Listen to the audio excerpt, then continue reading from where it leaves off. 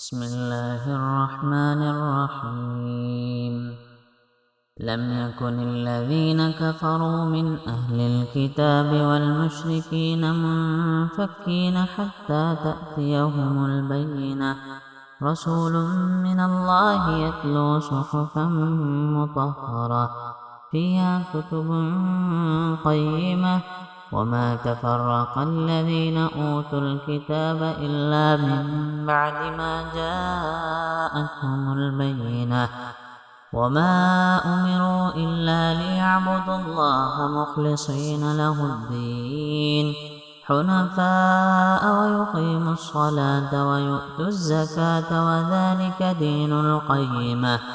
إن الذين كفروا من أهل الكتاب والمشركين في نار جهنم خالدين فيها أولئك هم شر البرية